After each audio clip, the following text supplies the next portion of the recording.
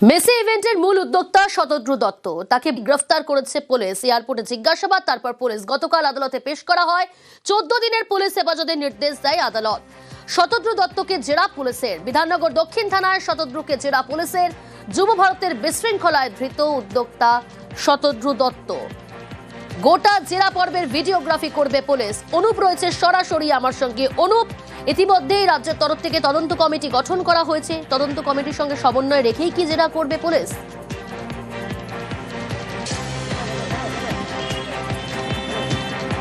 ইতিমধ্যেই রাজ্যের তরফ থেকে তদন্তকারী যে কমিটি গঠন করা হয়েছে, সেই কমিটি কিন্তু গতকালই একেবারে যুবভারতী ক্রীড়াঙ্গন সেখানে পরিদর্শন করে গোটা ঘটনা কিন্তু তদারকি করেছে। এবং তার পরবর্তী ক্ষেত্রে লক্ষ্য করা গেছিল যে পুলিশের পক্ষ থেকে কিন্তু শতদ্রু দত্ত, যাকে গ্রেপ্তার করা হয়েছে, ইভেন্টের মূল উদ্যোক্তা তিনি, এই গ্রেপ্তারের পরবর্তী ক্ষেত্রে তাকে জিজ্ঞাসাবাদ গতকাল যেমন করা হয়েছিল, আজকেও জিজ্ঞাসাবাদ করা হবে। মূলত বেশ কিছু গাইডলাইন তদন্তকারী কমিটির পক্ষ থেকে দেওয়া হয়েছে এবং সেই গাইডলাইন ধরেই কিন্তু একেবারে জিজ্ঞাসাবাদ প্রক্রিয়া করা হবে। এবং এই যে জিজ্ঞাসাবাদ প্রক্রিয়া কিন্তু ডিসি পদমর্যাদা আধিকারিক, থানার আইসি, অন্যদিকে একেবারে তদন্তকারী যিনি আধিকারিক তিনি থাকবেন। এবং এই গোটা জিজ্ঞাসাবাদ প্রক্রিয়া সেটা কিন্তু ভিডিওগ্রাফি করা হবে। ভিডিওগ্রাফি করার কারণ কি, যে জিজ্ঞাসাবাদ প্রক্রিয়া যেহেতু তদন্ত কমিটি রাজ্যের পক্ষ থেকে গড়ে দেওয়া হয়েছে, সেই তদন্তকারী কমিটি কিন্তু ইতিমধ্যেই সেই ভিডিওগ্রাফি করার পর তাদের হাতে এই ভিডিও তুলে দেওয়া হবে কি কি জিজ্ঞাসাবাদ করা হয়েছে। এবং বেশ কিছু প্রশ্নের উত্তর এখনো অধরা। যেমন এক্ষেত্রে দেখা যাচ্ছে একাধিক টেন্ডার থেকে শুরু করে একাধিক কারচুপি, একাধিক ঘটনা ঘটেছিল বলা হচ্ছে। এই সমস্ত বেশ কিছু এরকমই গাইডলাইন দেওয়া হয়েছে। এই গাইডলাইন ধরেই পুলিশের পক্ষ থেকে 3 উচ্চপদস্থ আধিকারিক তারাই জিজ্ঞাসাবাদ করবে। এর পরবর্তী ক্ষেত্রে রাজ্যের পক্ষ থেকে তদন্তকারী টিম গঠন করা হয়েছে, তাদের হাতে সেই ভিডিওগ্রাফি তুলে দেওয়া হবে।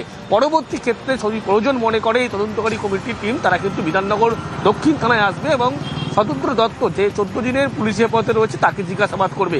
কারণ একাধিক প্রশ্নের উত্তর এখনো কিন্তু অধরা। সেই প্রশ্নগুলোই গাইডলাইন অনুযায়ী পুলিশের পক্ষ থেকে আজকে জিজ্ঞাসাবাদ করা হবে, এমনটাই জানতে পারা যাচ্ছে। বেশ, শনিবারই গ্রেফতার করা হয় শতদ্রু দত্তকে। গতকাল অর্থাৎ রবিবার আদালতে পেশ এবং তাকে জেরা পুলিশে। তদন্ত কমিটির সঙ্গে সমন্বয় রেখেই জেরা। শতদ্রুর আইনজীবীর আজব যুক্তি, আয়োজকের দায় নেই বলেই তার দাবি। দর্শকদের ঘাড়েই দোষ আইনজীবীর।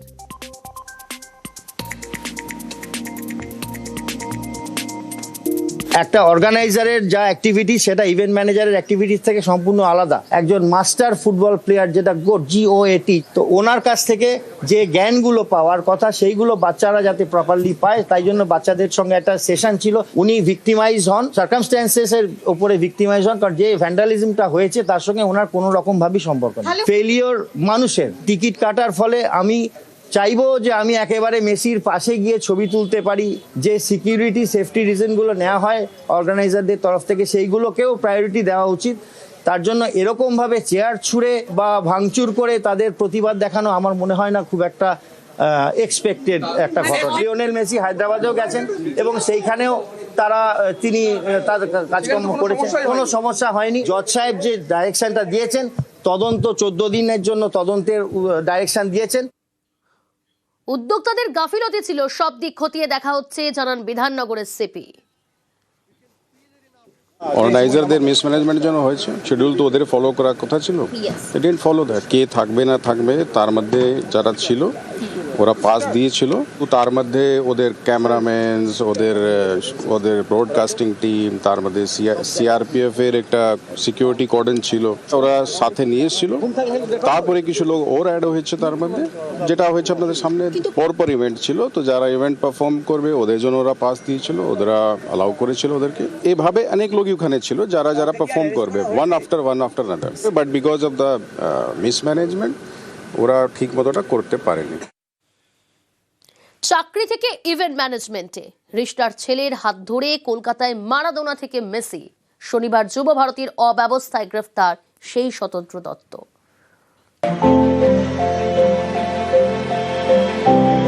ফুটবল প্রেমীদের স্বপ্ন পূরণের দিন ছিল শনিবার। যুব ভারতীতে মেসি ম্যাজিক দেখতে হাজির হন হাজার হাজার দর্শক। নেপথ্যে ছিলেন শতদ্রু দত্ত, অনুষ্ঠানের আয়োজক। এখন যিনি পুলিশ হেফাজতে। শতদ্রু দত্ত হুগলির রিষড়ায় বাড়ি। একসময় কর্পোরেট সংস্থায় চাকরি করতেন। খেলার নেশা থেকে ইভেন্ট ম্যানেজমেন্টের পেশায় শতদ্রু।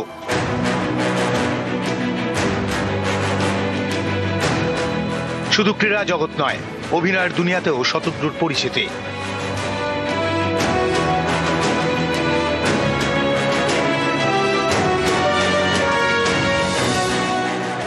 এই শতদ্রুর হাত ধরে দ্বিতীয়বার কলকাতায় পা রাখেন মারাদোনা।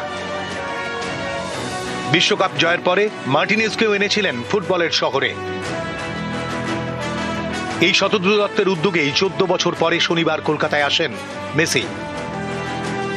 শুরুটা হয়েছিল উন্মাদনায় আর শেষটা বিশৃঙ্খলায়।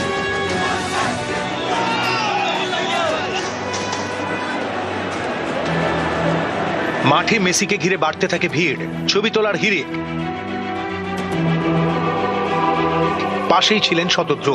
ভিড়ে কয়েকজনকে ঠেলে সরিয়ে দিতে দেখা যায় শতদ্রুকে।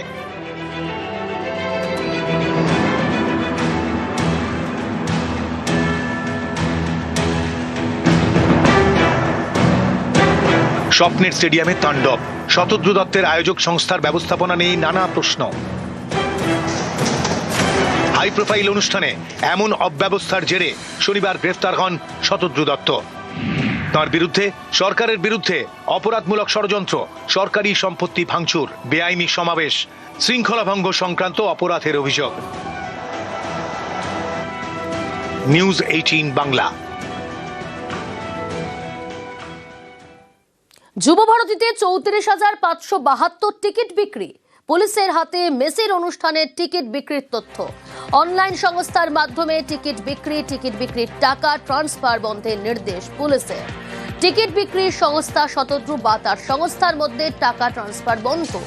দুই অ্যাকাউন্টে টিকিট বিক্রির টাকার লেনদেন নিয়ে খোঁজ খবর। ইরণ রায় বর্মন রয়েছে আমার সঙ্গে টেলিফোন লাইনে। ইরণ, যুবভারতীতে 34,572 টিকিট বিক্রি, কিন্তু যে ছবিটা আমরা দেখছি কোথাও যেন মনে হচ্ছে সংখ্যাটা আরো অনেকটা বেশি। কত সংখ্যক মানুষ টিকিট কাটলেন, তাহলে টিকিট কেটেছেন, সেই নির্দিষ্ট সংখ্যা কি এখনো পর্যন্ত স্পষ্ট হলো?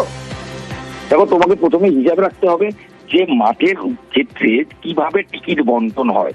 যুবভারতী অতীতে যখন গ্যালারি ছিল না, সিমেন্টের গ্যালারি ছিল, মানে সিট ছিল না, তখন 1 লাখের বেশি দর্শক আসন ছিল। পরবর্তী সময় যখন সিটিং অ্যারেঞ্জমেন্ট হয় সেটা এসে দাঁড়ায় 80,000 সিটিং অ্যারেঞ্জমেন্ট। কিন্তু কখনোই কোনো ম্যাচে 67,000-এর বেশি টিকিট ছাপা হয় না। ইস্টবেঙ্গল মোহনবাগানের ম্যাচ হলে সেক্ষেত্রে নিরাপত্তার স্বার্থে দুদিকের গ্যালারির অনেকটা অংশ ফাঁকা রাখা হয়। সেটা 60 থেকে 30,000 টিকিট স্ট্যাম্প করা হয় এবং সেটা সেলেবেল টিকিট হয়। কিন্তু টিকিটের ক্ষেত্রে যে কোনো মাঠে অলওয়েজ সেলেবেল টিকিটের ছাড়াও কমপ্লিমেন্টারি টিকিট থাকে। তবে যেহেতু এটা প্রাইভেট একটা ইভেন্ট, সেক্ষেত্রে টিকিট বন্টন কি হয়েছিল এটা প্রশ্ন। প্রাথমিক অনুমান, যে পুলিশ সূত্রে খবর, মাঠে সেদিন দর্শক সংখ্যা প্রায় 50,000, তার বেশিও থাকতে পারে যারা গ্যালারিতে ছিলেন। অর্থাৎ টিকিট বিক্রি হয়েছে যার হিসেব তো আমরা পাচ্ছি প্রায় 35,000। সেক্ষেত্রে 50,000 যদি আমরা ধরে নিই, আরো 15,000 লোক মাঠে ছিলেন যারা টিকিট না কেটে, অর্থাৎ কমপ্লিমেন্টারি টিকিট পেয়ে গেছেন, অর্থাৎ প্রাইস টিকিট নয়। এই টিকিটটা কিভাবে বন্টন হলো, তার হিসেব কোথায়, এই নিয়ে প্রশ্ন হচ্ছে। কারণ টিকিট খাকিয়ে দেওয়া হলো, যে কোনো বিভিন্ন সংস্থা পেতে পারে, কোনো কোচিং ক্যাম্প পেতে পারে, কোনো বিশিষ্ট ব্যক্তি পেতে পারেন কমপ্লিমেন্টারি টিকিট। কিন্তু এই কমপ্লিমেন্টারি টিকিটগুলো কাদেরকে দেওয়া হলো, এটা একটা প্রশ্ন। মিসিং লিঙ্ক, দ্বিতীয় মিসিং লিঙ্ক খুব ইম্পর্টেন্ট। সেক্ষেত্রে টিকিটগুলো অনেকে অভিযোগ করেছেন ব্ল্যাকে টিকিট বিক্রি হয়েছে। যদি কোনো টিকিটের দাম 5,000 টাকা হয়ে থাকে, সে ব্ল্যাকে যদি 10,000 টাকা কিনতে থাকেন, সে যখন টিকিটটা নিয়ে যাবেন সে তো নির্দিষ্ট মূল্যের টাকাটাই ফেরত পাবেন, যদি টাকাটা ফেরত দেওয়ার যেটা কথা বলা হচ্ছে যদি দেওয়া হয়। সেক্ষেত্রে তো ব্ল্যাক মানির যে এক্সট্রা টাকাটা, তার কোনো সম্ভাবনা নেই ফেরানোর, কোনো ভাবেই সম্ভব নয়। সেক্ষেত্রে আপাতত যেটা সিদ্ধান্ত নেওয়া হয়েছে পুলিশের তরফ থেকে, যে সংস্থা এই টিকিট বিক্রির দায়িত্ব ছিল, তারা যাতে টাকাটা ফান্ডিং না করে দেবে, রিফান্ড যেন টাকাটা যেন ওই শতদ্রু দত্তের এই কোম্পানি যেন না পাঠায়, তারা যেন তাদের কাছে রাখে, টিকিটের হিসেব পাওয়া হচ্ছে। আরো একটা প্রশ্ন উঠছে, শতদ্রু দত্ত তার সোশ্যাল মিডিয়া পেজে গত 6 তারিখ একটা ভিডিও পোস্ট করেছিলেন, যেখানে দেখা যাচ্ছে তিনি টিকিট স্ট্যাম্পিং চলছে নিয়ম অনুযায়ী। যে কোনো টিকিট ম্যাচের একটা সরকারি সিলমোহর লাগে, পুলিশের পারমিশন লাগে। অর্থাৎ টিকিট স্ট্যাম্পিংটা তো লেটে কেন, এই প্রশ্নও কিন্তু অনেকে তুলছেন। এবং টিকিট দেওয়ার ক্ষেত্রে মানে মুহুর্মুহুর টিকিট দেওয়া হয়েছে নাকি সিট অনুযায়ী প্রপার ভাবে দেওয়া হয়েছে? টিকিটে কিন্তু কোথাও সিটের নাম্বারও লেখা নেই যে কোন সিটে বসবেন। তো অর্থাৎ কোথাও গিয়ে ল্যাপস হয়েছে, তো নির্দিষ্টভাবে বোঝাই যাচ্ছে একদম। আর এখান থেকে সব থেকে বড় প্রশ্ন হলো, টিকিটের টাকা কি ফেরানো সম্ভব? হলে কিভাবে সেই টাকা ফেরানো যায়? আইনজীবী অনির্বাণ গুহ ঠাকুরতা জানান, টিকিটের টাকা ফেরত কঠিন হলেও অসম্ভব নয়।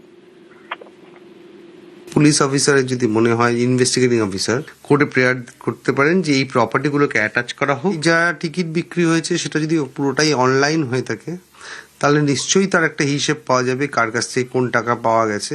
যদি প্রপার্টি আদৌ অ্যাটাচ হয়, ওনার অ্যাকাউন্ট যদি অ্যাটাচড হয়, লাইনের ম্যাজিস্ট্রেট যদি মনে করেন 107 BNSS অনুযায়ী অ্যাটাচ করবেন, তারপরে ডিএমকে দায়িত্ব দেবেন, উনি রেটেবলি ডিস্ট্রিবিউট করবেন। তো এটা খুবই কঠিন একটা কাজ, যেহেতু টিকিট বিক্রি বুঝতেই পারছেন অল্প সংখ্যক টাকা করে, মানে বিন্দু বিন্দু থেকে এখানে সিন্ধু হয়েছে। তো সেটা যদিও কঠিন কিন্তু দুষ্কর নয়, মানে আলটিমেটলি করা যাবে হয়তো। শনিবার যুব ভারতীতে তাণ্ডবের ঘটনায় 3 সদস্যের তদন্ত কমিটি তৈরি করেছে রাজ্য। রবিবার অবসরপ্রাপ্ত বিচারপতি অসীম কুমার রায়ের নেতৃত্বে যুব ভারতী ঘুরে দেখেন তদন্ত কমিটির সদস্যরা। কিভাবে যুব ভারতীতে বেসে ইভেন্টে এমন বেনজির বিশৃঙ্খলা হলো, সব দিক খতিয়ে দেখে তদন্ত কমিটি। মাঠের ভিডিওগ্রাফি করা হয়। আমরা এসেছি তদন্ত করতে, দেখে আমাদের সরকার বলেছে যে রেফারেন্স যেটা থাকে তার মধ্যে একটা হচ্ছে রেকমেন্ড দ্য মেজার্স, ফিউচারে যাতে এই ধরনের ঘটনা না ঘটে, ভবিষ্যতে তার জন্য ব্যবস্থা নেবার কী করা উচিত গভর্নমেন্টকে সাজেস্ট করা। তো আমরা সেটা করব, সময় মতো করব, তখনই আমাদের কি বক্তব্য আমরা জানাবো, ডিসাইড করব। আমরা নোট নিয়েছি, আমরা কি দেখেছি সেগুলো আমরা যথাসময় যথাজায়গায় করব। আমার রিপোর্টে সেটা রিফ্লেকশন থাকবে। এই মুহূর্তে যখন আমি প্রাথমিক জায়গায় আমি কিছু রিফ্লেকশন দেব না। শনিবার যুব ভারতীতে মেসি ইভেন্টে বিশৃঙ্খলা, একাধিক বেনিয়মের অভিযোগে সরব বিরোধী দলনেতা। রাজ্যের তদন্ত কমিটি নয়, নিরপেক্ষ তদন্ত কমিটির দাবি শুভেন্দু অধিকারীর।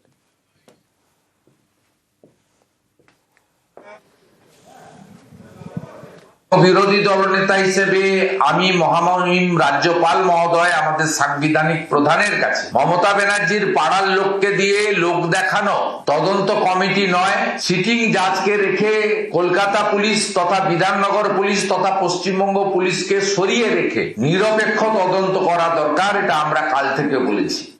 অবসরপ্রাপ্ত বিচারপতিকে অপমান করছে বিজেপি। কেন্দ্রীয় এজেন্সিগুলি তদন্ত সবার জানা রয়েছে, তোপ কুণাল ঘোষের।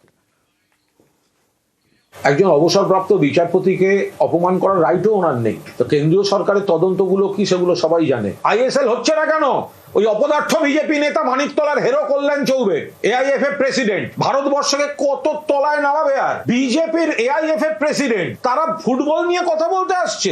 এই মমতা ব্যানার্জির মুখ্যমন্ত্রিত্বে মেসি কলকাতায় শুধু খেলেননি, থেকেছে, প্র্যাকটিস করেছে, ফুল ম্যাচ খেলেছে স্মুথলি। একের পর এক ইন্টারন্যাশনাল ইভেন্ট হয়েছে।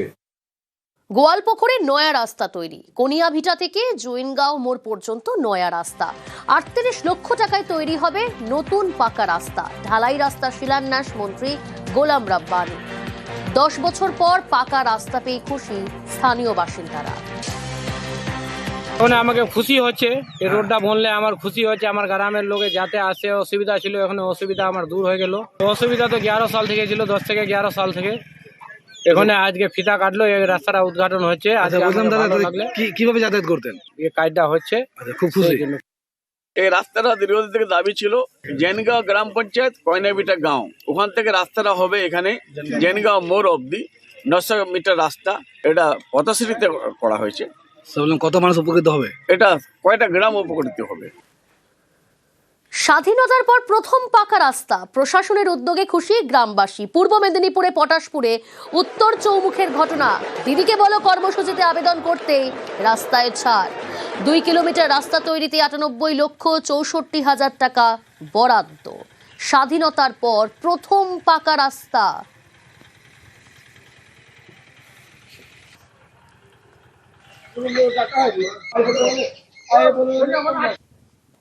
170টা পরিবার আছে আর কি।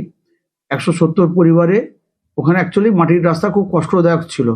এবারে আমরা সরাসরি মুখ্যমন্ত্রীকে ওনারাও জানিয়েছিলেন 9137091370-তে, তাতেও তিনি দিদির অফিস থেকে ওটা এসেছিল সিএমের অফিস থেকে। আবার আমরা আমাদের এমএলএকে ধরে এবারে পথশ্রী করে আমি ওই রাস্তাটাই ধরেছি, 2 কিলোমিটার রাস্তা। ওই 2 কিলোমিটার রাস্তা হলে আমি ওই এরিয়াটা পুরোটা কমপ্লিট করতে পারবো।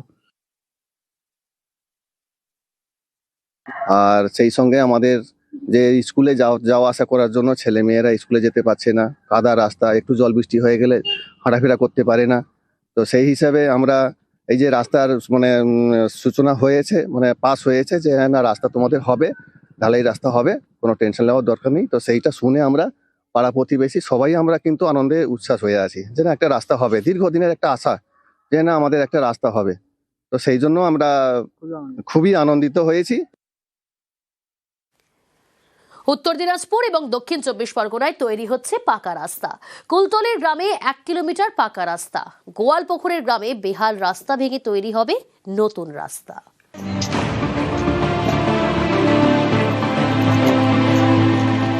দক্ষিণ 24 পরগনার কুলতলির গোপালগঞ্জ, এখানকার পুরাতন জেটি লাগোয়া এলাকায় প্রায় 1 কিলোমিটার রাস্তা তৈরি হচ্ছে। স্থানীয়দের দাবি বছর 40 পর এই এলাকা পাবে পাকা রাস্তা। আমাদের প্রচুর সমস্যা হতো। একটা মায়ের প্রসব বেদনা উঠলি যা পরিস্থিতি, আমাদের ঝোড়াই করে কোলে করে নিয়ে তবে আমাদের সেই ঢালাই রাস্তায় সেই হাসপাতালে নিয়ে যেতে হতো। যা সুবিধা হবে, প্রচুর ধরনের সুবিধা হবে, আমাদের ছেলে পুলে পড়াশোনা আমাদের প্রচুর সুবিধা হবে। প্রায় 3-4 হাজার মানুষ এই রাস্তা দিয়ে চলাচল করে এবং দীর্ঘ প্রায় 45-46 বছর এই রাস্তায় একটা ইট পর্যন্ত পড়েনি। এবং সেই জায়গা থেকে আজকে সুন্দরবন বিষয়ক দপ্তরের আর্থিক সহযোগিতায় এই রাস্তাটি 1,44 লক্ষ টাকা ব্যয়ে এই রাস্তাটা নতুনভাবে নির্মিত হয়েছে। নতুন ঢালাই রাস্তা তৈরি হবে উত্তর দিনাজপুরেও, গোয়ালপুকুরের ঝলঝলি থেকে কঞ্জাবস্তি পর্যন্ত। শনিবার রাস্তার কাজের শিলান্যাস করা হয়। বছর 8 আগে এখানেই ঢালাই রাস্তা তৈরি করে স্থানীয় পঞ্চায়েত, এখন সেটাই বেহাল। এখানেই তৈরি হবে নতুন ঢালাই রাস্তা। পথশ্রী প্রকল্পে প্রায় 24 লক্ষ টাকা বরাদ্দ করা হয়েছে। রাস্তায় অসুবিধা ছিল যে খাড্ডা ছিল, দিকে উদ্ঘাটন হলো, রাস্তা হবে, ভালো হবে, সবার কিন্তু যাওয়া আসার সুবিধা হবে।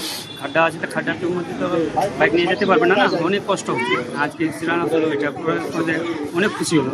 এটাতে 900 মিটার রাস্তা হবে, ওই কয়টা গ্রাম এরা ভালোভাবে আসতে পারবে, যেতে পারবে, জল পাবে না রাস্তায়। আর আমি এখানকার এলাকাবাসীকে বলবো রাস্তার এজেন্সির মাধ্যম থেকে ভালো করে পড়াই দিই। কত টাকা স্কিম? এটা 24 লক্ষ টাকা। দক্ষিণ 24 পরগনা থেকে অর্পণ মণ্ডল এবং উত্তর দিনাজপুর থেকে চঞ্চল মোদক, নিউজ 18 বাংলা। তৃণমূল নেতার ভাইয়ের রহস্য মৃত্যু, ফরাক্কার জোরপুকুরিয়ায় রক্তাক্ত দেহ উদ্ধার। তৃণমূল নেতার ভাইয়ের রহস্য মৃত্যু, ফরাক্কার জোরপুকুরিয়ায় রক্তাক্ত দেহ উদ্ধার। টেলিফোন লাইনে রয়েছে প্রতিনিধি প্রণব। পুলিশ সূত্রে কি জানা যাচ্ছে, কিভাবে মৃত্যু, পরিবারের কি অভিযোগ? দেখো, আলম শেখ নামে ওই যুবক যে ফরাক্কার যে তাপবিদ্যুৎ কেন্দ্র আছে তারই অ্যাসপন্ডেড পাইপ লাইনের যোগানের কাজ করত এবং গতকাল রাত্রিবেলাতে সে কাজে বেরিয়ে যায়। তারপরে কিন্তু ওই কেদুয়ার যে অ্যাসপন্ড আছে সেখানেই কিন্তু তাকে নৃশংসভাবে কুপিয়ে এবং গুলি করে খুন করা হয়েছে বলে অভিযোগ।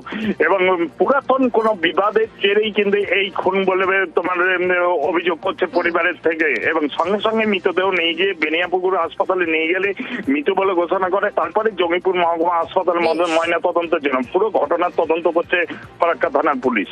বেশ।